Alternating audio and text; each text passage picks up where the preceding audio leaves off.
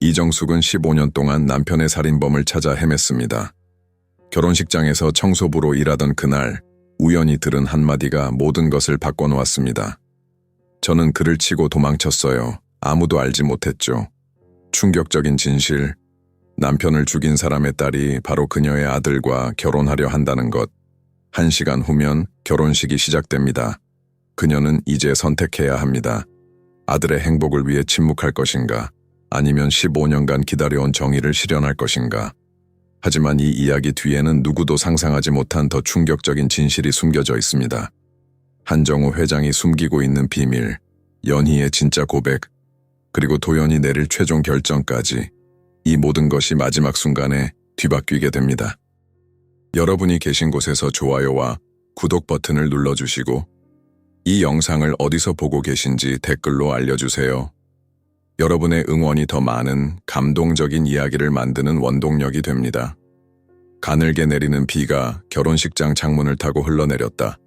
마치 하늘이 무언가를 경고하려는 듯했다. 이정숙, 59세. 그녀는 낡은 청소부 유니폼을 입고 있었다. 발은 이미 젖어 있었고 몸은 단순히 일 때문이 아니라 인생의 무게로 구부러져 있었다. 신부 대기실 바닥에 흩어진 하얀 장미꽃이 풀 줍는 동안 공기 중에 퍼진 향수의 냄새가 그녀를 얼어붙게 했다. 남편이 죽던 날 그의 코트에서 맡았던 것과 똑같은 향이었다. 몇 분 후 살짝 열린 문을 통해 그녀는 낮은 대화 소리를 들을 수 있었다. 신부인 한연희가 들러리에게 울며 말하고 있었다. 가끔 내가 치었던 그 남자의 눈을 꿈에서 봐요. 그는 즉시 죽었고 나는 그냥 도망쳤어요. 아무도 알아내지 못했죠. 정숙의 세계가 멈췄다. 떨리는 손, 바닥에 떨어진 양동이. 그럴 리가 없어. 그녀는 다리에 힘이 빠지는 것을 느끼며 벽에 기댔다. 15년 전 남편은 밤에 퇴근길에 교통사고를 당했다. 가해자는 결코 찾지 못했다. 이제 그녀 앞에서 모든 것을 일으킨 여자가 그녀의 아들과 결혼하려 하고 있다. 강남의 화려한 결혼식장 그랜드 팰리스에서 정숙은 1년째 청소부로 일하고 있었다. 그날은 특별히 바빴다. 재벌 3세인 한씨 집안과 유명 교수의 아들이 결혼한다는 소문 때문이었다. 그 유명 교수의 아들이 바로 그녀의 아들 도현이었다. 정숙은 남편 사망 후 홀로 아들을 키우기 위해 모든 것을 희생했다. 교통사고로 하반신 마비가 된 도현은 어머니의 헌신 덕분에 서울대 법학과를 졸업하고 지금은 장애인 인권 변호사로 활동하고 있었다. 그런 아들이 3개월 전 자선 행사에서 만난 한연희와 사랑에 빠졌다고 했다. 어머니, 그녀는 나를 온전한 사람으로 봐요. 내 휠체어가 아니라. 도연의 말에 정숙은 기뻐했었다. 그러나 지금 모든 것이 변했다. 신부 대기실 문 뒤에서 정숙은 계속해서 대화를 들었다. 언니, 그 사고 이후로 15년이 지났어요. 그냥 우연이었다고요. 아버지도 그렇게 말했잖아요. 나는 면허도 없었고 그저 아버지의 차를 몰래 운전해보고 싶었을 뿐이에요. 하지만 연희야, 네가 그 남자를 치고 도망쳤다는 사실은 변하지 않아. 도연 씨가 알게 되면 절대 알 수 없어요. 그리고 이제 와서 무슨 상관이에요. 내가 그를 사랑하고 그도 나를 사랑해요. 정숙의 손에서 물걸레가 떨어졌다. 소리를 듣고 신부와 들러리가 놀라서 돌아봤다. 죄송합니다. 실수했네요. 정숙이 떨리는 목소리로 말했다. 한연희는 그녀를 잠시 응시했다. 괜찮아요, 아줌마. 그런데 혹시 우리 대화를 들으셨나요? 정숙은 아무것도 듣지 못했다고 고개를 저었다. 하지만 그녀의 눈에서 흐르는 눈물을 감출 수는 없었다. 괜찮으세요? 들러리가 물었다. 네, 그냥 결혼식을 보면 항상 감상적이 되네요. 정숙은 서둘러 양동이를 들고 방을 나섰다. 복도에서 그녀는 벽에 기대어 서서 숨을 고르려 했다. 남편 박철수의 얼굴이 눈앞에 아른거렸다. 사고 당일 밤 병원에서 받은 전화. 박철수 씨의 부인 되십니까? 남편분이 교통사고를 당하셨습니다. 그리고 이제 그 가해자가 자신의 아들과 결혼하려 한다. 세상이 얼마나 잔인한 농담을 던지고 있는지. 정숙은 떨리는 손으로 휴대폰을 꺼내 아들에게 전화를 걸었다. 아들은 이제 예식장 근처에 도착했다고 했다. 도현아, 엄마가 너한테 중요한 얘기가. 그때 복도 끝에서 걸어오는 남자가 보였다. 검은 양복에 위압적인 기운을 풍기는 그는 한현희의 아버지 한정우 회장이었다. 그는 정숙을 향해 걸어왔다. 전화는 나중에 하세요. 청소부 아줌마. 그가 차갑게 말했다. 내 딸의 결혼식장에서 사적인 전화는 삼가해 주십시오. 정숙은 놀라서 전화를 끊었다. 한정우는 그녀를 무시한 채 신부 대기실로 향했다. 하지만 문 앞에서 그는 잠시 멈춰 정숙을 돌아봤다. 혹시 우리 어디서 만난 적 있나요? 정숙은 고개를 저었다. 아니요, 회장님. 한정우는 의심스러운 눈초리로 그녀를 잠시 더 응시하다가 방으로 들어갔다. 정숙의 가슴이 터질 듯이 뛰었다. 그녀는 결정을 내려야 했다. 진실을 말하고 아들의 결혼을 파괴할 것인가? 아니면 남편의 죽음에 대한 정의를 포기할 것인가? 그녀의 머릿속에서 남편의 목소리가 울렸다. 정수가, 우리 도현이는 행복해야 해. 복도 창문 밖으로 내리는 비가 점점 더 강해졌다. 결혼식 시작까지는 이제 1시간도 남지 않았다. 거실 벽에 걸린 흑백 사진 앞에 서서 정숙은 고인이 된 남편의 얼굴을 바라보았다. 박철수는 사진 속에서 부드럽고 체념한 듯한 미소를 짓고 있었다. 그 눈빛은 아들의 눈에서도 똑같이 볼 수 있는 것이었다. 그러나 지금 새로운 세부사항이 그녀를 불안하게 했다. 남편을 치고 간 차는 결코 확인되지 않았다. 다만 하얀색이라는 것만 알려져 있었다. 그리고 결혼식장 주차장에서 신부의 차는 하얀색이었다. 어머니 오셨어요? 도현이 휠체어를 타고 방에서 나왔다. 그의 얼굴은 행복으로 빛나고 있었다. 연희가 방금 문자를 보냈어요. 내일이면 우리는 부부가 됩니다. 정숙은 괴로운 미소를 지었다. 그래, 너무 좋구나. 어머니 무슨 일 있으세요? 얼굴이 창백해요. 도연이 그녀의 손을 잡았다. 아니야, 그냥 좀 피곤해서 그래. 정숙이 말했다. 하지만 그녀의 마음은 격렬한 폭풍우를 견디고 있었다. 조각들을 맞추기 시작했지만 충동적으로 행동할 수는 없었다. 도현은 결혼에 들떠 있었고 연희가 자신의 정서적 구원이라고 믿고 있었다. 그녀는 결코 그를 반쪽짜리로 대하지 않았다. 그는 그녀를 사랑했다. 어머니는 자신 안에서 전쟁을 벌이고 있었다. 진실을 말하고 결혼을 망칠 것인가? 아니면 아들의 마음을 보호할 것인가? 도연아, 연희 씨에 대해 더 이야기해 줄래? 정숙이 조심스럽게 물었다. 도연의 눈이 빛났다. 어머니, 그녀는 놀라워요. 그녀의 자선재단에서 처음 만났을 때 그녀는 제 휠체어가 아니라 제 생각과 열정에 관심을 가졌어요. 어떤 여자도 그렇게 저를 대한 적이 없었죠. 그녀의 가족은 어때? 부모님이 좋으신가? 정숙이 더 물었다. 도연은 잠시 생각에 잠겼다. 아버지는 좀 차가운 편이에요. 한국 최대 건설회사 중 하나를 운영하시죠.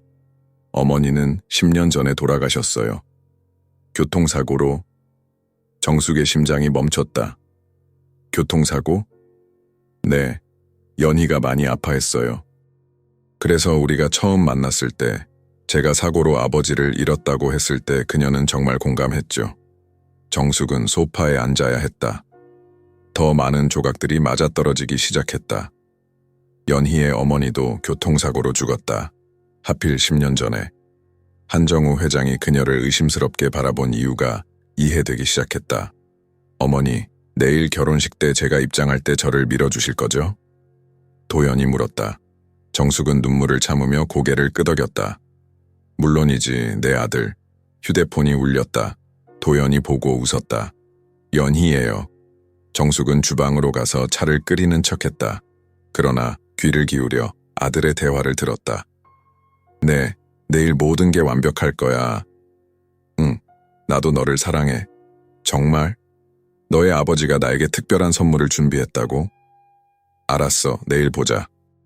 정숙은 떨리는 손으로 찬장에서 오래된 상자를 꺼냈다. 그 안에는 남편의 마지막 소지품들이 있었다.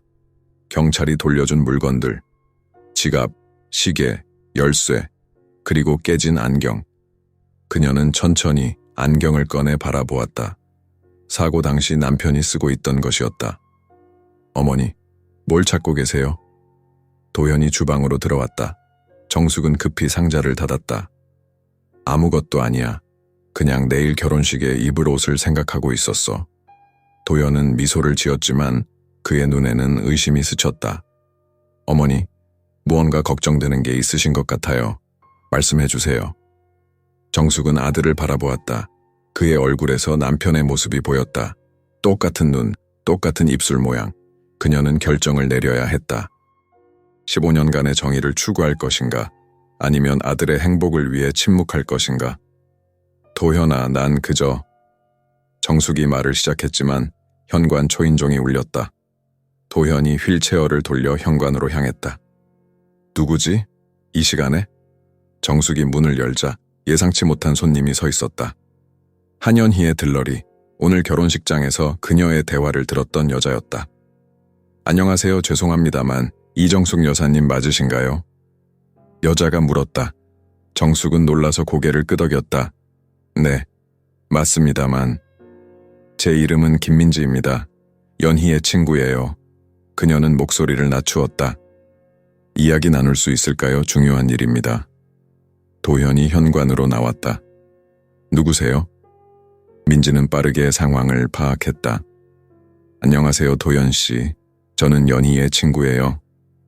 내일 결혼식 관련해서 이정숙 여사님과 잠깐 이야기하려고요. 여자들끼리의 깜짝 선물 준비 때문에. 도현은 미소를 지었다. 아, 그렇군요. 어머니, 저는 좀 쉬고 있을게요. 내일은 큰 날이니까요. 정숙은 망설이다가 민지에게 고개를 끄덕였다. 밖에서 이야기할까요? 아파트 단지 앞 작은 공원 벤치에 앉은 두 여자. 밤하늘에는 별이 하나도 보이지 않았다. 서울의 빛공해와 구름이 별빛을 가렸다. 정숙 여사님, 오늘 결혼식장에서 연희와 제 대화를 들으셨죠? 민지가 직접적으로 물었다. 정숙은 대답하지 않았다. 그저 먼 거리의 빌딩들을 바라보았다. 연희가 15년 전에 한 일, 그리고 그 피해자가 여사님의 남편이었다는 것을 알게 되셨군요. 민지가 계속했다. 어떻게 알았나요? 정숙이 마침내 물었다. 민지는 깊게 숨을 들이마셨다. 연희가 불안해서 결혼식장에 있던 청소부 아줌마를 조사해달라고 했어요. 여사님의 이름을 알아내는 건 어렵지 않았어요. 그리고 박철수 씨의 사고 기록을 찾아보니 부인 이름이 이정숙으로 나와 있더군요. 그래서 이제 어쩌려고요? 정숙이 물었다. 그녀의 목소리는 차분했지만 내면은 폭풍우였다. 민지는 잠시 침묵했다. 솔직히 말하면 저도 모르겠어요. 연희는 제 친구지만 그녀가 한 일은... 그녀는 말을 멈추고 정숙을 바라보았다. 도현 씨는 알고 계신가요? 정숙은 고개를 저었다. 아직은요. 어떻게 말해야 할지 모르겠어요. 내일이면 그들은 결혼해요. 한정우 회장님을 조심하세요. 민지가 갑자기 말했다. 그는 위험한 사람이에요. 과거에 많은 것을 덮어왔죠. 연희의 사고만이 아니에요. 정숙은 천천히 고개를 들었다. 무슨 뜻이죠? 내일 결혼식 전에 다시 만날 수 있을까요? 보여드릴 것이 있어요. 민지가 일어서며 말했다. 정숙이 고개를 끄덕였다. 민지는 작은 카드를 건넸다. 내 번호예요. 조심하세요, 정숙 여사님. 당신이 알고 있다는 것을 그들이 알게 되면... 민지는 말을 마치지 않은 채 어둠 속으로 사라졌다. 정숙은 벤치에 혼자 남아 카드를 바라보았다. 뒷면에는 작은 글씨로 메모가 적혀 있었다. 오전 10시 결혼식장 뒤편 창고 꼭 오세요. 그 순간 공원 반대편에서 검은 세단이 천천히 지나갔다. 창문 너머로 정숙은 한정우 회장의 차가운 눈빛을 느꼈다. 그는 그녀를 지켜보고 있었다. 결혼식 전날 저녁 롯데호텔 연회장에서 리허설 만찬이 열렸다. 샹들리에의 화려한 빛이 풍요로운 공간을 비추고 웨이터들은 최고급 샴페인을 나르며 테이블 사이를 부드럽게 움직였다. 정숙은 입구 근처 그림자 속에 서서 청소부 유니폼을 입은 채 테이블을 닦는 척하며 방 안을 관찰했다. 도현은 연희의 옆에 앉아 있었다. 그의 휠체어는 특별히 조정된 테이블 높이에 맞춰져 있었다. 연희는 아름다웠다. 진주빛 드레스를 입고 완벽하게 정돈된 머리카락, 그녀의 미소는 방 안의 모든 눈길을 사로잡았다. 그러나 정숙은 그 미소 뒤에 숨겨진 긴장을 볼 수 있었다. 연희는 자주 출입구 쪽을 힐끗거렸고 정숙이 있는 방향으로 불안한 시선을 던졌다. 한정우 회장은 연회장 구석에서 결혼식 기획자와 대화를 나누고 있었다. 정숙은 조심스럽게 가까이 다가가 그들의 대화를 엿들었다. 이 여자가 입을 열지 않기를 바랄 뿐입니다. 한정우가 낮은 목소리로 말했다. 과거에 우리는 그녀가 한 일을 묻어버리기 위해 너무 많은 돈을 지불했습니다. 결혼식 기획자, 40대 중반의 날씬한 남자가 고개를 끄덕였다. 걱정 마세요, 회장님. 모든 것이 계획대로 진행될 겁니다.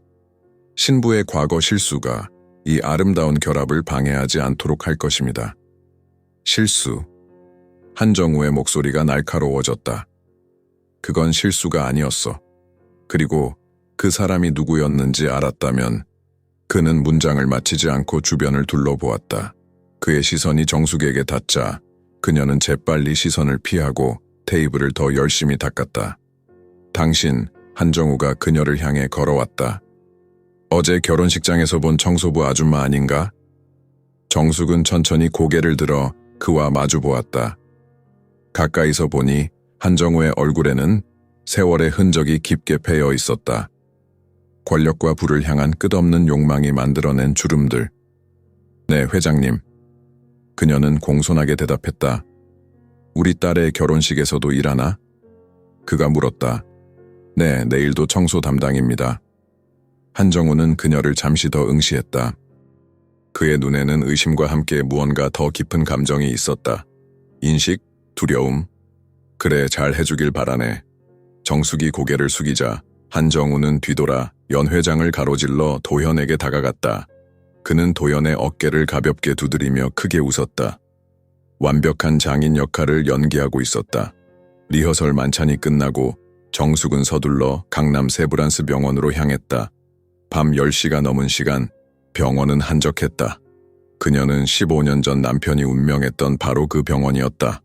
오랜 친구인 간호사 장미경의 도움으로 정숙은 오래된 의무기록실에 들어갈 수 있었다. 정숙아, 이건 규정 위반이야. 내가 왜 이러는지 모르겠다. 미경이 불안하게 주변을 살폈다. 15년 된 기록은 아마 디지털화되어 있을 거야. 종이 기록은 아마 창고에. 제발 미경아, 단 10분만 줘. 정숙이 간절히 부탁했다. 미경은 한숨을 쉬며 고개를 끄덕였다. 10분, 그 이상은 안 돼. 정숙은 서둘러 2008년도 교통사고 환자 파일을 찾기 시작했다. 시간이 흐르고 땀이 그녀의 이마에 맺혔다. 마침내 그녀는 남편의 이름이 적힌 폴더를 발견했다. 박철수, 45세, 교통사고, 2008년 10월 22일, 정숙의 손이 떨렸다. 15년 만에 처음으로 남편의 의료 기록을 보는 것이었다. 그녀는 폴더를 열었다. 의사의 필기, 검사 결과, 사망증명서, 그리고 거기 한 구석에 경찰 보고서 사본이 있었다. 대부분의 내용은 그녀가 이미 알고 있는 것이었다. 저녁 8시경 강남역 근처에서 발생한 뺑소니 사고, 목격자는 없었다. 차량은 하얀색 세단으로 추정. 그러나 그녀의 눈에 띈 것은 보고서 마지막 페이지에 있는 희미한 메모였다. 사고 현장에서 발견된 차량 조각에 대한 분석 결과였다. 메모의 일부가 지워져 있었지만 정숙은 한이라는 글자를 분명히 볼 수 있었다. 한연희? 아니면 한정우? 복도에서 발소리가 들려왔다. 미경이 문을 열고 속삭였다.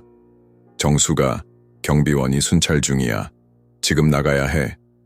정숙은 재빨리 폴더를 원래 위치에 돌려놓았지만 경찰 보고서 마지막 페이지를 몰래 가방에 넣었다.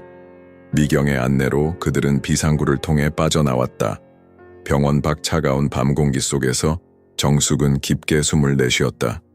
고마워, 미경아. 미경은 걱정스럽게 친구를 바라보았다. 정숙아, 대체 무슨 일이야? 왜 갑자기 15년 전 철수 씨의 기록을 찾는 거야? 정숙은 망설였다. 미경은 그녀의 오랜 친구였다. 대학 시절부터의 친구. 그녀를 믿을 수 있을까? 내일 우리 도연이가 결혼해.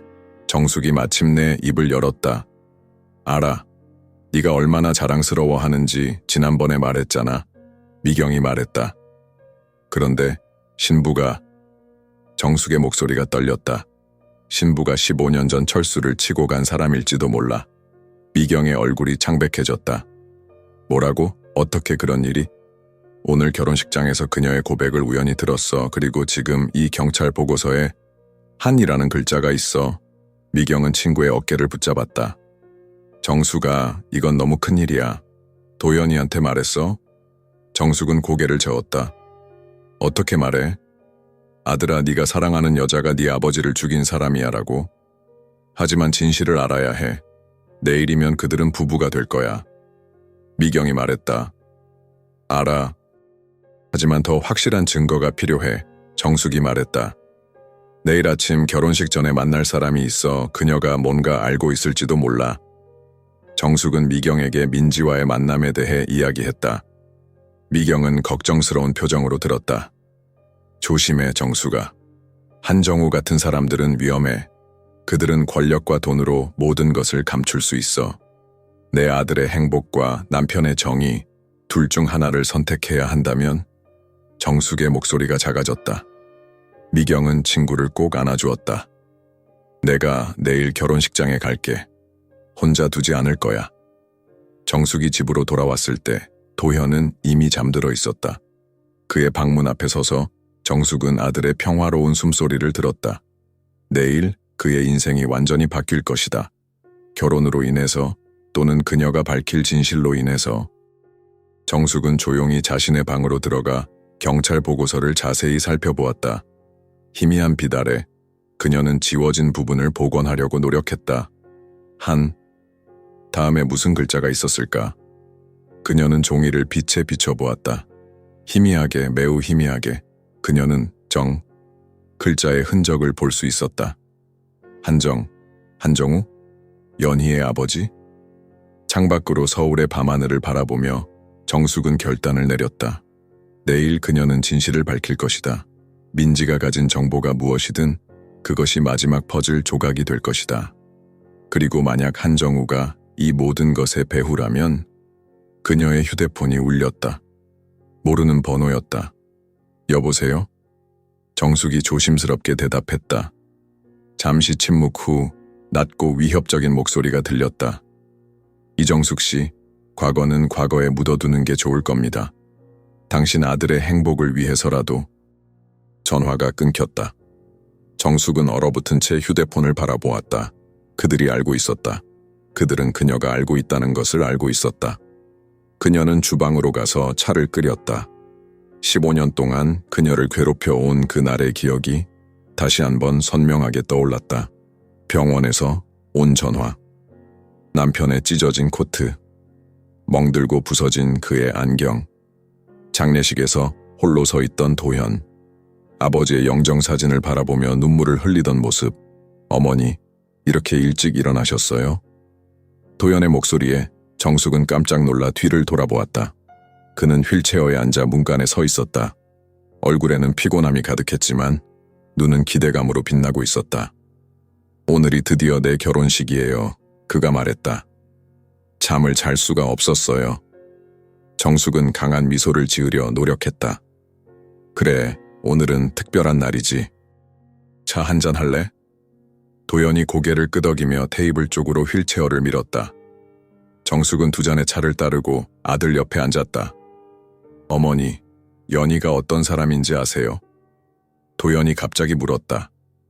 정숙은 천천히 고개를 들었다. 무슨 뜻이니? 어젯밤 제가 연희에게 전화했을 때 그녀가 이상했어요. 목소리가 떨렸고 뭔가 말하려다가 참는 것 같았어요. 그가 설명했다. 마치 뭔가 비밀을 간직하고 있는 것처럼요. 정숙의 심장이 빨리 뛰기 시작했다. 모든 신부는 결혼 전날 긴장하는 법이야. 아니에요, 어머니. 이건 단순한 긴장이 아니었어요. 그녀가 미안해라고 했어요. 그리고 만약 내가 모든 걸 말한다면 당신은 날 떠날 거야 라고요. 도현의 눈에 걱정이 가득했다. 어머니, 연희에 대해 뭔가 알고 계신 게 있나요? 정숙은 마음속에서 격렬한 전쟁을 벌이고 있었다. 지금이 진실을 말할 때일까? 아니면 민지를 만나 더 많은 정보를 얻은 후에? 도현아, 정숙이 말을 시작했지만 현관 초인종이 울렸다. 도현이 시계를 보았다. 오전 6시에 누굴까요? 정숙이 문을 열자 예상치 못했던 사람이 서 있었다. 한연희였다. 그녀는 평소의 화려한 모습과는 거리가 멀었다. 화장기 없는 얼굴, 빨간 눈, 간단한 청바지와 티셔츠를 입고 있었다. 정숙 어머니, 그녀가 떨리는 목소리로 말했다. 도현 씨와 이야기해야 해요. 정숙은 놀라서 말을 잇지 못했다. 도현이 휠체어를 밀며 현관으로 나왔다. 연희, 무슨 일이야? 결혼식 전에 신부를 보면 불길하다고 하잖아. 그가 놀라서 말했다. 연희의 눈에서 눈물이 흘러내렸다. 도현 씨, 우리 이야기해야 해요. 도현은 연희를 거실로 안내했다. 정숙은 그들에게 공간을 주기 위해 주방으로 물러났지만 그들의 대화를 듣기에 충분히 가까웠다. 도현 씨, 나 당신에게 말해야 할 게 있어요. 연희가 떨리는 목소리로 말했다. 무슨 일이야, 연희? 무서워. 도현이 그녀의 손을 잡으며 말했다. 연희는 깊게 숨을 들이마셨다. 나는... 그때 또 다시 초인종이 울렸다. 세 사람 모두 놀라서 문을 바라보았다. 정숙이 문을 열자 한정우 회장이 2명의 보디가드와 함께 서 있었다. 딸아, 여기 있었구나. 한정우가 차갑게 말했다. 모두가 널 찾고 있었어. 연희는 벌떡 일어났다. 아버지, 어떻게 차에 GPS가 있다는 걸 잊었니? 한정우가 비웃듯 말했다. 이제 집에 갈 시간이다. 몇 시간 후면 결혼식이야. 도현이 연희와 그녀의 아버지 사이에 휠체어를 밀었다. 회장님, 연희가 저에게 말할 게 있었습니다. 한정우는 도현을 내려다보며 얼음 같은 미소를 지었다. 결혼식 후에 충분히 이야기할 시간이 있을 거요, 내 사위. 사위라는 단어를 강조하며 그는 연희의 팔을 잡았다. 가자, 딸아. 연희는 저항하지 않았다. 그녀는 도현에게 마지막으로 슬픈 눈길을 던지고는 아버지를 따라 나갔다. 문이 닫히기 직전 한정우는 정숙을 향해 경고하는 눈빛을 보냈다. 도현은 혼란스러운 표정으로 거실 한가운데 앉아 있었다. 어머니, 무슨 일이 벌어지고 있는 거죠? 정숙은 아들 옆에 앉았다. 지금이 말할 때였다. 하지만 그녀가 입을 열기 전에 휴대폰이 울렸다. 민지였다. 정숙 여사님, 긴급합니다. 약속 시간을 앞당겨야 해요. 한정우 회장이 알아챘어요. 지금 바로 결혼식장으로 와주세요. 제가 이면 주차장에서 기다리고 있을게요. 정숙은 결심했다. 도현아, 나 잠시 나갔다 올게. 결혼식장에 미리 가봐야 해. 어머니, 지금요? 하지만 도현이 혼란스러워했다. 걱정 마, 곧 돌아올게. 그리고 모든 걸 설명해 줄게. 정숙이 약속했다. 서둘러 택시를 타고 정숙은 결혼식장으로 향했다. 아침 이른 시간이었지만 이미 몇몇 직원들이 준비를 시작하고 있었다. 그녀는 청소부 유니폼을 입고 있었기 때문에 아무도 그녀를 의심하지 않았다. 이면 주차장에서 민지가 차 안에 앉아 기다리고 있었다. 정숙이 다가가자 그녀는 창문을 내렸다. 빨리 타세요. 민지가 긴박하게 말했다. 정숙이 조수석에 타자마자 민지는 차를 출발시켰다. 우리에게 시간이 많지 않아요. 한정우 회장이 당신을 찾고 있어요. 어떻게 알았어요? 정숙이 물었다. 연희가 밤새 울면서 고백했어요. 당신이 사고에 대해 알고 있다는 것을요. 회장은 격노했고 모든 것을 통제하기 위해 움직이고 있어요. 민지가 설명했다. 그들은 서울 외곽으로 향했다. 20분 후 민지는 한적한 카페 앞에 차를 세웠다. 여기서 이야기하는 게 안전할 거예요. 그녀가 말했다. 카페 안은 거의 비어 있었다. 그들은 구석자리에 앉았다. 민지는 가방에서 오래된 노트북을 꺼냈다. 정숙 여사님, 제가 가진 증거가 있어요. 그녀가 노트북을 열며 말했다. 저는 기자였어요. 5년 전 한정우 회장의 비리에 관한 기사를 쓰고 있었죠. 그 과정에서 우연히 15년 전 사고에 관한 정보를 발견했어요. 노트북 화면에는 오래된 신문 기사가 떠올랐다. 유력 기업인 교통사고로 사망. 사진은 정숙의 남편이 아니었다. 다른 사람이었다. 이건 내 남편이 아니에요. 정숙이 혼란스러워 말했다. 맞아요. 이 사고는 당신 남편의 사고가 있기 한 달 전에 일어났어요. 피해자는 한정우 회장의 경쟁사 회장이었죠. 민지가 설명했다. 그리고 이 사고도 뺑소니였어요. 범인은 잡히지 않았고요. 민지는 다음 페이지로 넘겼다. 그리고 이건 당신 남편의 사고 보고서예요. 경찰 내부 자료죠. 정숙은 화면을 자세히 보았다. 그것은 그녀가 어제 병원에서 본 것보다 훨씬 상세한 보고서였다. 그리고 거기에는 명확하게 적혀 있었다. 용의자 차량, 흰색 벤츠 S클래스, 부분 번호판 확인, 한정우, 정숙이 속삭였다. 네, 한정우 회장이 운전하고 있었어요. 연희는 그저 조수석에 타고 있었을 뿐이에요. 민지가 확인해 주었다. 그리고 이건 우연이 아니에요. 한정우 회장은 당신 남편이 누군지 알고 있었어요. 무슨 뜻이죠? 정숙이 물었다. 민지는 마지막 문서를 보여주었다. 당신 남편은 한정우 회장의 비리를 조사하고 있었어요. 회계사로서 그는 한정우의 회사가 대규모 탈세를 하고 있다는 증거를 발견했죠. 그리고 그날 밤 그 증거를 검찰에 제출하러 가는 길이었어요. 정숙의 얼굴이 창백해졌다. 그럼 사고가 아니었다는 거예요? 민지가 천천히 고개를 끄덕였다. 의도적이었어요.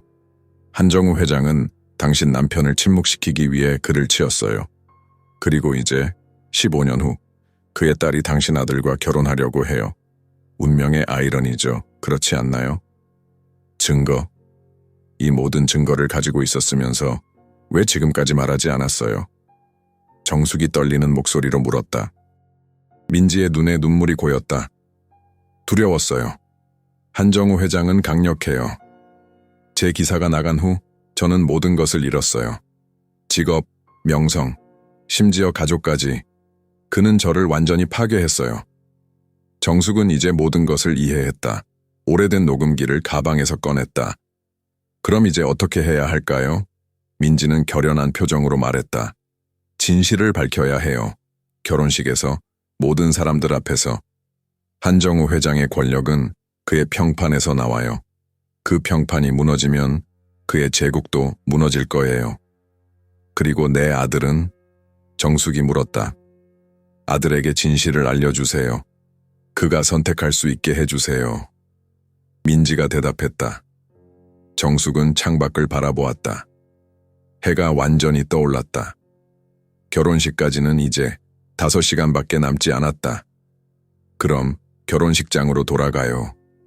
정숙이 결심했다. 한연희에게 직접 물어봐야겠어요. 어머니, 어디 계셨어요?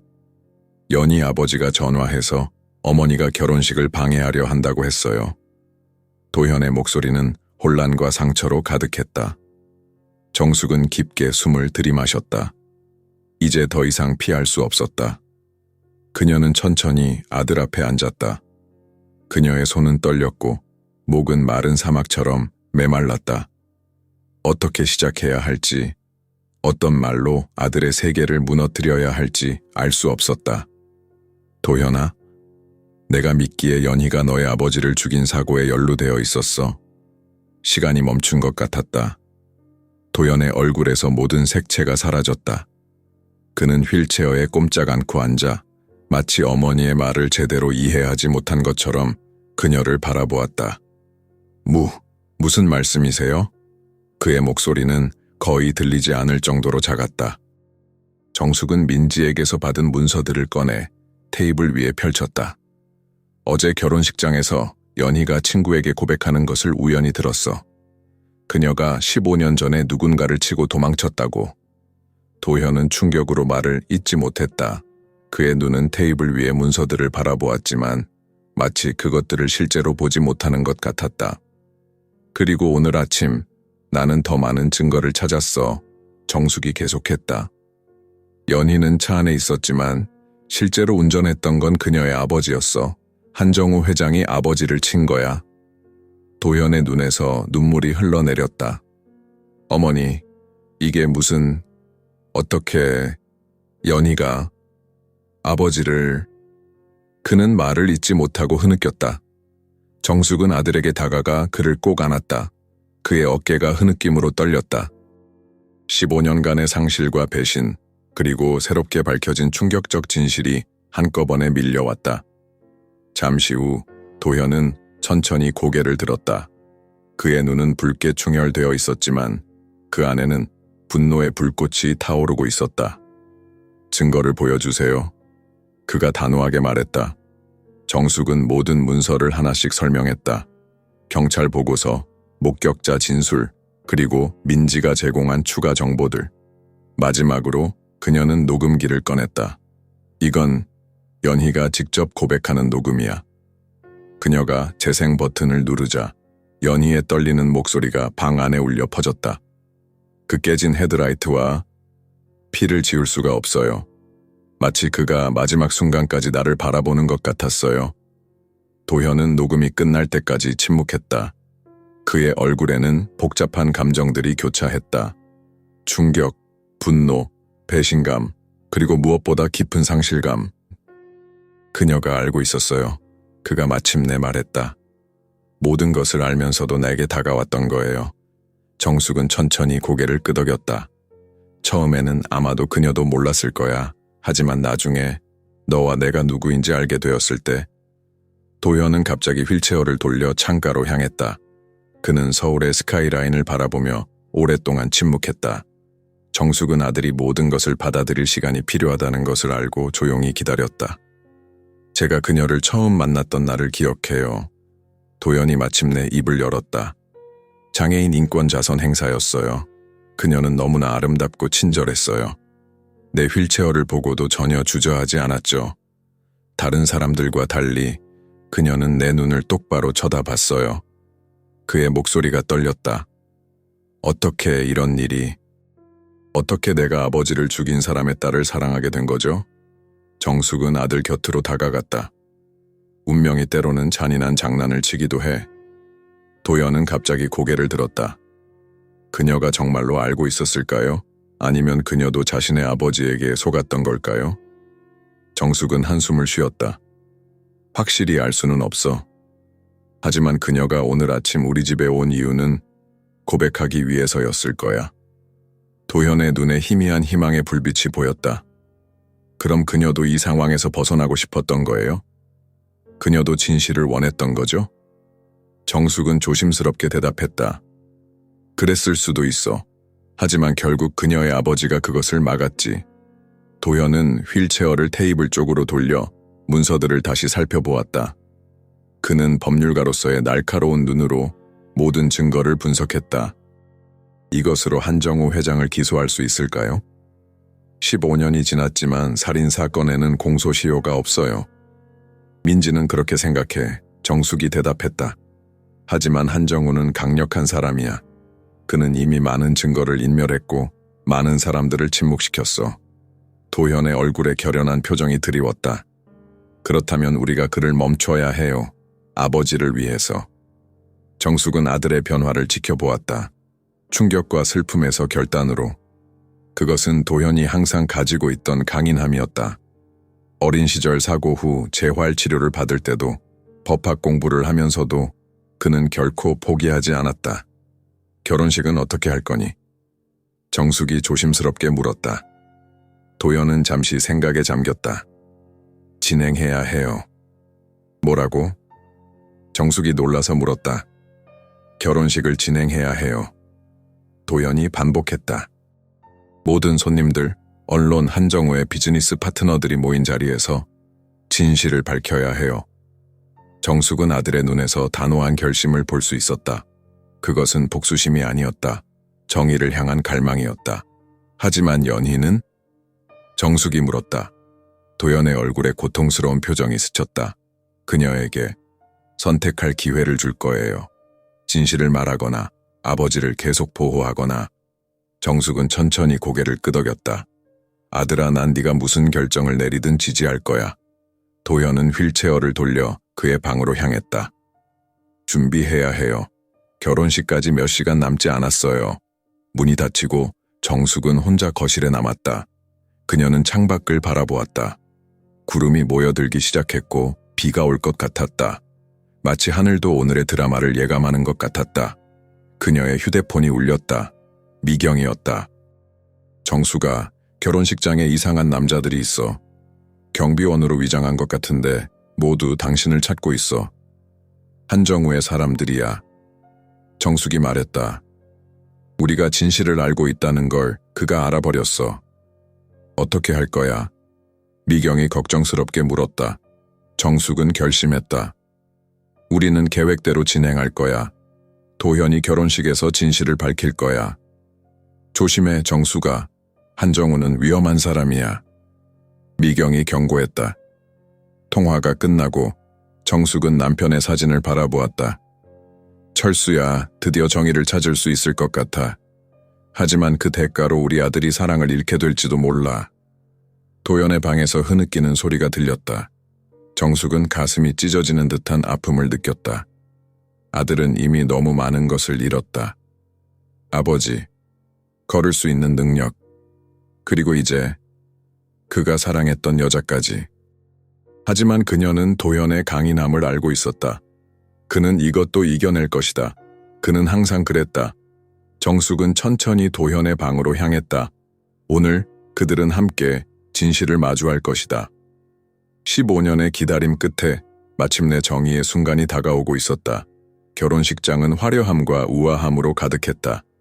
천장에서 내려오는 크리스탈 샹들리에는 오후의 햇살을 반사하여 마치 수천 개의 별이 떨어지는 듯한 빛을 발산했다. 흰 장미와 라일락으로 장식된 통로는 마치 동화 속 길처럼 보였다. 하객들은 속속 도착하여 자리를 채우기 시작했다. 카메라 플래시가 터지고 우아한 드레스와 정장을 입은 사람들이 서로 인사를 나누었다. 한정우 회장의 재력과 명성을 보여주듯 참석자 명단은 한국 재계와 정계의 유력 인사들로 가득했다. 전직 장관들, 대기업 회장들, 유명 연예인들까지. 이것은 단순한 결혼식이 아니라 권력의 과시였다.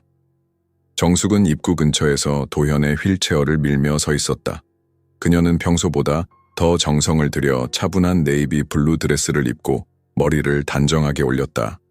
도현은 완벽하게 맞춰진 검은색 턱시도를 입고 그의 날카로운 눈은 들어오는 하객들을 관찰했다. 준비됐어요, 어머니. 도현이 낮은 목소리로 물었다. 정숙은 아들의 어깨를 꼭 쥐었다. 네가 확실하다면 나도 준비됐어. 입구 건너편에서 한정우 회장이 하객들을 맞이하고 있었다. 그는 완벽한 미소를 지으며 악수를 나누었지만 그의 눈은 끊임없이 정숙과 도현을 감시하고 있었다.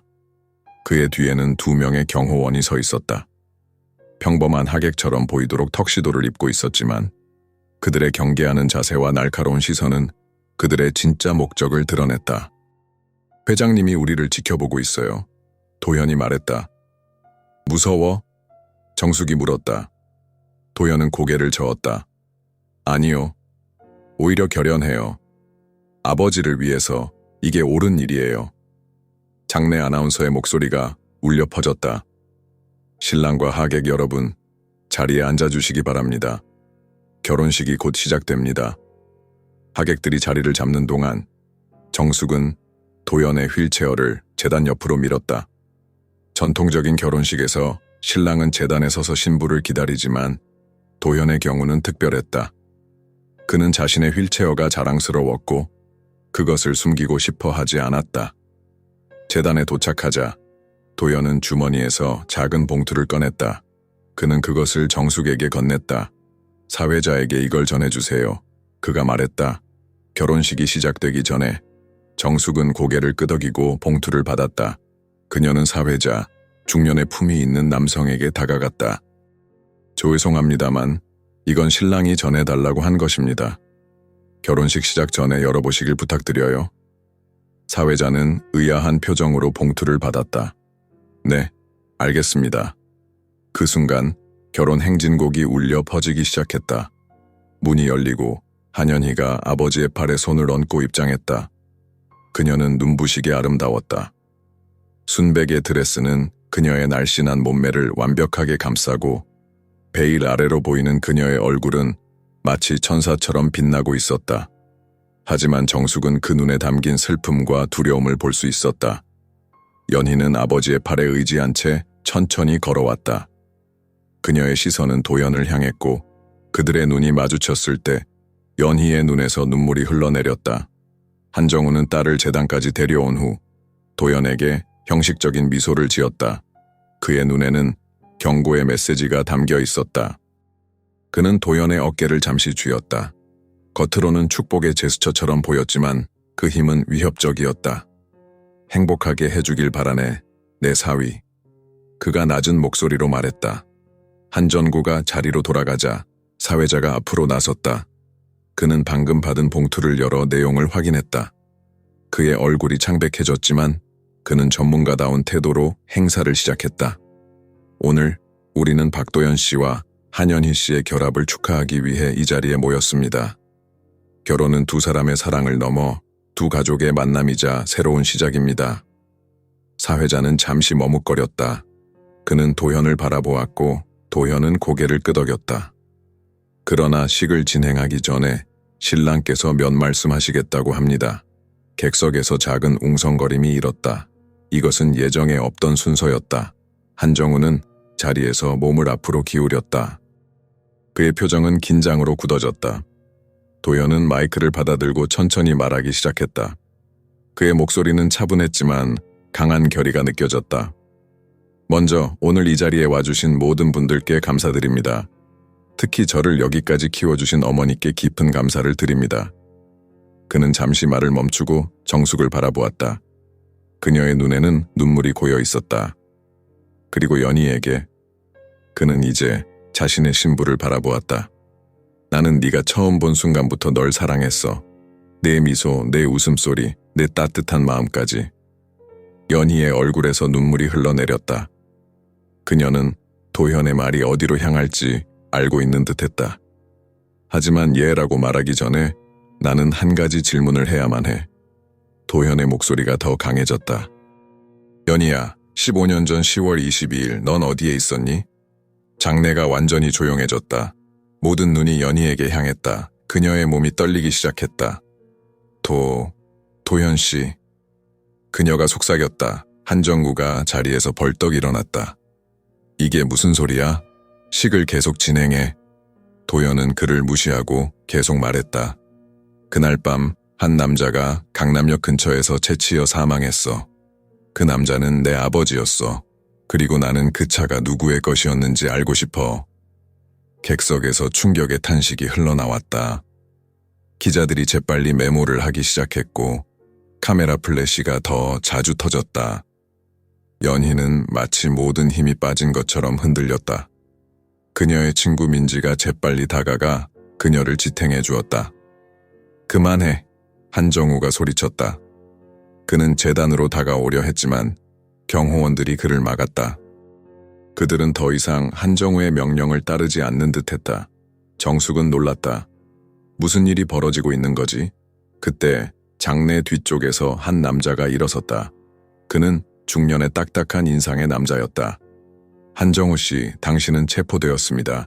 서울중앙지검 특수부입니다. 한정우의 얼굴이 창백해졌다. 이게 무슨 소리야? 내가 무슨 죄를 지었다는 거지? 검사는 차갑게 대답했다. 살인, 증거인멸, 그리고 15년간의 탈세와 비리. 우리는 모든 증거를 확보했습니다. 민지가 앞으로 나섰다. 한정우 회장의 비리에 대한 내 기사는 5년 전에 묻혔지만 나는 포기하지 않았어요. 검찰의 모든 증거를 제출했습니다. 경찰관들이 한정우에게 다가가 수갑을 채웠다. 그는 격렬하게 저항했다. 이건 음모야. 내가 누구인지 알아. 내가 얼마나 많은 사람들을 알고 있는지 알아. 그러나 그의 소리는 점점 작아졌다. 그를 지지하던 사람들, 그의 친구들은 이미 하나둘 자리를 떠나고 있었다. 권력이 무너지는 순간 그를 둘러싼 가면도 함께 무너졌다. 도현은 다시 연희를 바라보았다. 연희야, 진실을 말해줘. 네가 거기 있었니? 연희의 눈에서 눈물이 멈추지 않고 흘러내렸다.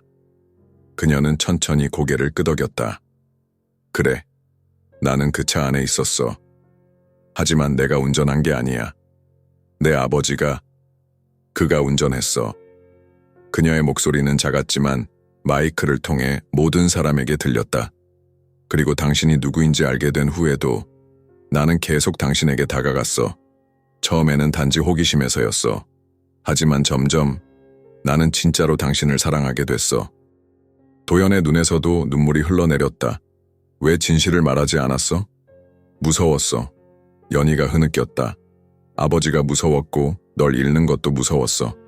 오늘 아침 모든 걸 고백하려고 했지만 모든 것이 명확해지는 순간이었다. 한정우는 딸이 모든 것을 털어놓으려 할 때 그것을 막기 위해 개입했던 것이다. 정숙은 자리에서 일어나 도연 옆으로 다가갔다. 그녀는 아들의 어깨에 손을 얹었다. 15년간의 기다림 끝에 마침내 진실이 밝혀졌다. 그러나 그 진실의 대가는 너무 컸다.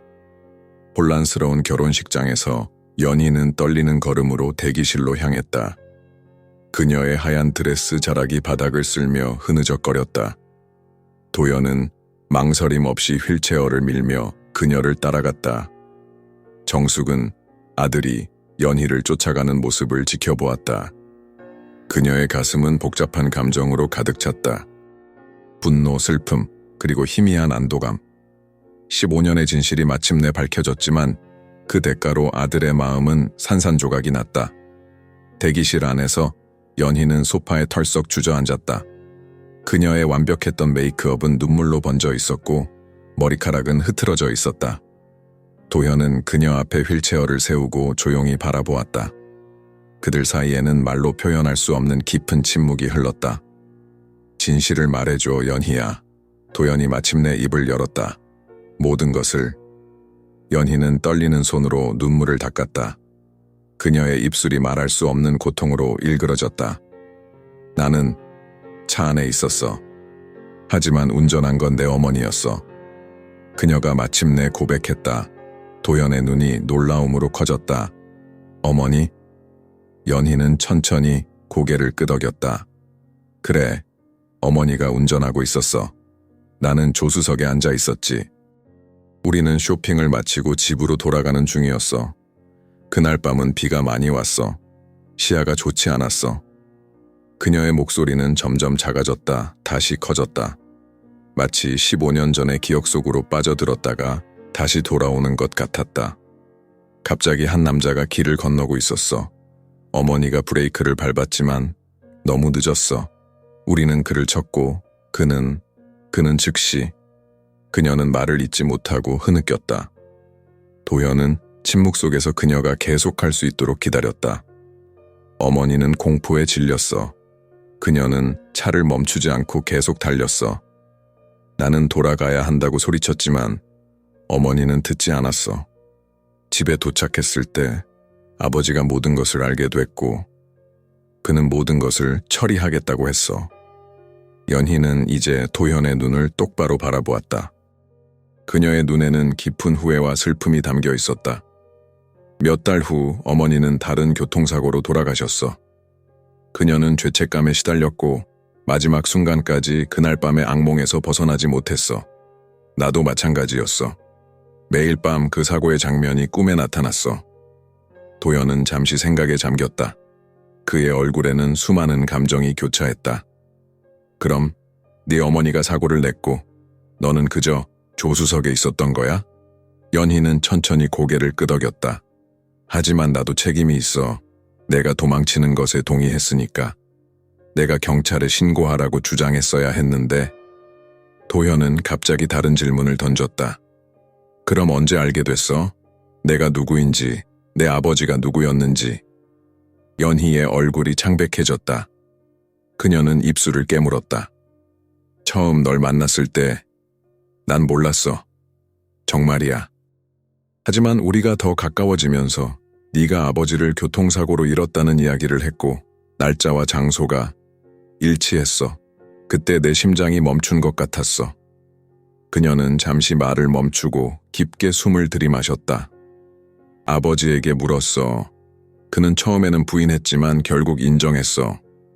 그리고 더 충격적인 사실을 알게 됐어. 연희의 눈에 분노의 불꽃이 일었다. 아버지는 네 아버지가 누구인지 알고 있었어. 그가 우리 회사의 비리를 조사하고 있다는 것도 알았지. 그래서 어머니의 사고를 이용한 거야. 도현은 혼란스러운 표정을 지었다. 무슨 말이야? 아버지는 어머니에게 그날 특정 시간에 특정 경로로 운전하라고 지시했어. 그는 네 아버지의 일정을 알고 있었고 그가 어디로 갈지도 알고 있었어. 사고는 우연이 아니었어. 방 안에 무거운 침묵이 내려앉았다. 도현의 얼굴이 창백해졌다. 그의 손은 휠체어 팔걸이를 꽉 쥐고 있었다. 그럼 내 어머니는 모르고 있었던 거야? 그녀는 단지 아버지의 도구였던 거야? 연희가 고개를 끄덕였다. 그래, 어머니는 결코 알지 못했어. 그녀는 단지 불운한 사고라고 생각했어. 하지만 그녀의 죄책감은 너무 컸고 결국 그녀를 파괴했어. 도현의 눈에서 눈물이 흘러내렸다. 그는 휠체어를 약간 뒤로 밀었다. 그리고 너는? 네가 알게 된 후에도 왜 나에게 다가왔어? 왜 날 사랑한다고 했어? 연희의 얼굴에 고통스러운 표정이 스쳤다. 처음에는 아버지의 명령이었어. 그는 네가 과거에 대해 무언가 알게 될까봐 두려워했어. 그래서 날 이용해 널 감시하려 했지. 그녀는 잠시 말을 멈추고 떨리는 손으로 얼굴을 가렸다. 하지만 널 알게 되면서 모든 것이 변했어. 네 친절함, 네 강인함, 네 지혜. 나는 정말로 널 사랑하게 됐어. 그리고 매일 밤 내가 얼마나 끔찍한 거짓말을 하고 있는지 생각하며 괴로워했어. 도현은 말없이 그녀를 바라보았다. 그의 눈에는 이제 분노보다 깊은 슬픔이 담겨 있었다. 오늘 아침 모든 것을 고백하려고 했어. 연희가 계속했다. 더 이상 거짓말을 할 수 없었어. 하지만 아버지가 막았고 그녀는 자리에서 일어나 도현에게 다가갔다. 그녀의 하얀 드레스가 바닥에 끌렸다. 그녀는 도현 앞에 무릎을 꿇고 그의 손을 잡으려 했지만 도현은 손을 뒤로 뺐다. 용서받을 수 없다는 걸 알아. 연희의 목소리가 떨렸다. 그저 진실을 알아주길 바랐어. 그때 문이 열리고 정숙이 들어왔다. 그녀는 연희가 무릎을 꿇고 있는 모습을 보고 잠시 멈춰 섰다. 어머니, 도현이 고개를 들었다. 연희가 모든 것을 말해줬어요. 정숙은 천천히 두 사람에게 다가갔다. 그녀의 얼굴은 평온했지만 눈에는 깊은 감정이 담겨 있었다. 그래서 진실은 무엇이니? 그녀가 물었다. 도현은 연희의 고백을 간략하게 전했다. 정숙은 침묵 속에서 들었다. 그녀의 표정은 이야기가 진행됨에 따라 점점 변했다. 처음에는 놀라움, 그리고 이해, 마지막으로 슬픔. 한정우. 정숙이 마침내 말했다. 그는 처음부터 알고 있었군. 연희는 천천히 고개를 끄덕였다. 네. 아버지는 모든 것을 계획했어요. 어머니와 저는 그저 그의 계획의 일부였을 뿐이에요. 정숙은 연희를 바라보았다. 15년 동안 그녀는 남편을 죽인 사람들에 대한 분노와 복수심을 안고 살아왔다. 하지만 지금 그녀 앞에 있는 것은 단지 또 다른 희생자였다. 한정우의 또 다른 희생자. 도현아, 정숙이 아들에게 말했다. 이제 어떻게 하고 싶니? 도현은 깊게 숨을 들이마셨다. 그의 눈에는 결단이 서려 있었다. 난 결혼할 수 없어요. 그가 단호하게 말했다. 거짓말에 기반한 관계를 시작할 수 없어요. 연희의 얼굴에서 마지막 희망의 빛이 사라졌다. 그녀는 천천히 고개를 끄덕였다. 이해해. 그녀가 작은 목소리로 말했다. 나는 내가 선택한 침묵으로 인해 이미 널 잃었어. 도현은 그녀를 마지막으로 바라보았다. 그의 눈에는 미움이 아닌 깊은 연민이 담겨 있었다. 용서하지 않는 것이 아니야. 그가 부드럽게 말했다. 단지 시간이 필요해. 몇 달 후 이른 봄의 따스한 햇살이 한강 주변을 부드럽게 감싸고 있었다. 벚꽃이 막 피기 시작한 강변을 따라 정숙은 천천히 걸음을 옮겼다. 바람에 흩날리는 머리카락을 정리하며 그녀는 주변의 풍경을 음미했다. 손에는 흰 봉투와 작은 꽃다발을 들고 있었다. 꽃다발은 하얀 장미로 만들어져 있었다. 남편이 생전에 가장 좋아했던 꽃이었다. 지난 몇 개월은 그녀의 인생에서 가장 격동적인 시간이었다. 한정우는 살인, 증거인멸, 탈세 등의 혐의로 재판을 받고 있었다. 언론은 연일 이 세기의 스캔들을 다루며 한정우 제국의 몰락을 상세히 보도했다. 그의 기업은 주가가 폭락했고 한때 그의 친구였던 이들은 하나둘 등을 돌렸다. 정숙은 잠시 멈춰서서 강물을 바라보았다. 햇빛이 물결 위에서 반짝였다. 15년 동안 그녀의 가슴을 짓눌렀던 무게가 조금씩 가벼워지는 것을 느꼈다. 정의는 늦었지만 결국 실현되었다. 한숨을 깊게 내쉬며 그녀는 걸음을 재촉했다. 약속 장소인 작은 공원 벤치에 도착하자 그곳에는 이미 누군가가 기다리고 있었다. 연희였다. 그녀는 많이 변해 있었다. 화려한 옷과 액세서리 대신 단순한 청바지와 셔츠를 입고 있었고 머리는 단정하게 단발로 잘라져 있었다. 그녀의 얼굴은 화장기 없이 맑았지만 눈 밑에 어두운 그림자는 그녀가 겪은 고통의 흔적을 보여주었다. 정숙 어머니, 연희가 일어서며 인사했다. 그녀의 목소리는 조용했지만 단호했다. 앉아요, 연희 씨. 정숙이 그녀 옆에 앉으며 말했다. 두 여자는 잠시 침묵 속에 강물을 바라보았다. 지난 몇 달 동안 그들은 몇 번 만났다. 처음에는 어색하고 긴장된 만남이었지만 점차 서로를 이해하게 되었다. 소크초에 있는 카페는 어때요? 정숙이 마침내 말을 꺼냈다. 연희의 입가에 작은 미소가 번졌다. 잘 되고 있어요. 사람들이 점점 더 많이 찾아와요. 특히 바다를 바라보는 테라스가 인기가 좋아요. 아버지의 체포 후 연희는 서울의 화려한 생활을 뒤로하고 동해안의 작은 도시 속초로 이주했다. 그곳에서 그녀는 작은 카페를 열었다. 바다의 속삭임이라는 이름의 그 카페는 이제 지역 주민들과 관광객들에게 사랑받는 공간이 되었다. 도연이는 어떻게 지내요? 연희가 조심스럽게 물었다. 정숙은 미소를 지었다. 잘 지내고 있어요. 요즘은 장애인 인권에 관한 강연을 많이 해요. 특히 대학생들을 대상으로 한 강연이 인기가 많아요. 도연은 결혼식 취소 후 자신의 일에 더욱 몰두했다. 그는 장애인 인권 변호사로서의 활동을 확장하여 이제는 정기적으로 대학과 공공기관에서 강연을 했다. 그의 이야기, 상실, 투쟁, 그리고 용서에 대한 는 많은 이들에게 영감을 주었다. 그리고 그는 날 용서했나요? 연희의 목소리가 떨렸다. 정숙은 연희의 손을 부드럽게 잡았다. 시간이 필요해요, 연희 씨. 하지만 그는 당신을 미워하지 않아요. 그저 아직 마음의 준비가 되지 않은 것뿐이에요. 연희는 고개를 끄덕였다. 그녀의 눈에 눈물이 고였지만 그녀는 강하게 참았다. 이해해요. 내가 그 자리에 있었다면 나도 같은 감정이었을 거예요. 정숙은 가방에서 봉투를 꺼내 연희에게 건넸다. 이건 당신에게 주려고 가져왔어요. 연희는 의아한 표정으로 봉투를 받았다. 이게 뭐예요? 녹음기예요. 내가 당신의 고백을 녹음했던 그 녹음기와 테이프요. 연희의 눈이 커졌다. 하지만 왜요? 이건 아버지에 대한 재판에서 중요한 증거가 될 수 있어요. 정숙은 천천히 고개를 저었다. 검찰은 이미 충분한 증거를 가지고 있어요. 그리고 이건 당신의 말이었어요. 당신 아버지의 말이 아니라. 그녀는 깊게 숨을 들이마셨다. 내가 복수를 원했던 건 당신이 아니에요, 연희 씨. 당신도 이 모든 일의 희생자예요. 연희의 눈에서 눈물이 흘러내렸다. 그녀는 떨리는 손으로 봉투를 열고 녹음기를 꺼냈다.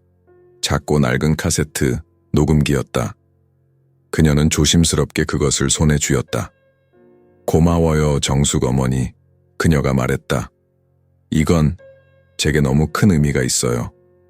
정숙은 미소를 지었다. 이제 과거는 과거로 남겨두고 새로운 시작을 해야 할 때예요. 그녀는 꽃다발을 들고 일어섰다. 이제 가봐야 해요. 오늘은 철수의 기일이에요. 연희도 함께 일어섰다. 제가 같이 가도 될까요? 그분께 직접 사과하고 싶어요. 정숙은 잠시 망설였지만 곧 고개를 끄덕였다. 그래요, 함께 가요. 두 여자는 나란히 걸으며 한강변을 따라 올라갔다. 그들은 15년 전 사고 현장 근처에 도착했다. 이제 그곳에는 작은 추모 표지판이 세워져 있었다. 박철수, 사랑하는 남편이자 아버지, 정의를 위해 살다 간 사람. 정숙은 표지판 앞에 꽃을 놓고 잠시 묵념했다. 연희도 그녀 옆에 무릎을 꿇고 조용히 기도했다. 철수야. 정숙이 작은 목소리로 말했다. 이제 정의가 이루어졌어. 그리고 이제 우리는 용서하기로 했어. 연희는 눈물 속에서 고개를 숙였다. 죄송합니다, 아저씨. 제가 그날 밤 용기를 냈더라면 모든 게 달라졌을 거예요. 그들이 돌아서려 할 때 갑자기 누군가가 다가오는 소리가 들렸다. 휠체어 바퀴가 땅을 굴러오는 소리였다. 도연이었다. 그는 표지판 앞에서 멈춰 서서 두 여자를 바라보았다. 그의 얼굴에는 놀라움이 서려 있었다. 어머니, 연희 씨. 그가 말했다. 도연아. 정숙이 놀라서 말했다. 여기서 뭐하니? 오늘이 아버지 기일이잖아요. 저도 오려고 했어요. 그가 대답했다. 그의 시선은 연희에게 고정되어 있었다. 연희는 떨리는 손으로 눈물을 닦았다. 안녕하세요, 도연 씨. 공기 중에 긴장감이 감돌았다. 세 사람은 침묵 속에 서로를 바라보았다. 마침내 도연이 입을 열었다. 어머니가 말씀하셨어요. 당신이 소크초에서 카페를 열었다고. 연희는 놀라움과 함께 고개를 끄덕였다. 네, 작은 카페예요. 들었어요. 바다의 속삭임이라고. 이름이 예쁘네요. 도연이 말했다. 잠시 침묵이 흘렀다. 언젠가 가봐도 될까요? 도연이 마침내 물었다. 연희의 눈이 커졌다. 그녀의 눈에 희망의 빛이 스쳤다. 물론이죠. 언제든지 환영해요. 도연은 천천히 고개를 끄덕였다. 그럼 언젠가 뵐게요. 그는 휠체어를 돌려 천천히 떠났다. 연희는 그의 뒷모습을 바라보며 서 있었다. 그녀의 얼굴에는 복잡한 감정이 교차했다. 슬픔, 후회, 그리고 희미한 희망. 정숙은 연희의 어깨에 손을 얹었다. 시간이 모든 것을 치유해요, 연희 씨. 연희는 눈물 어린 미소를 지었다. 네, 알아요. 기다릴게요. 두 여자는 다시 한강변을 따라 걸었다.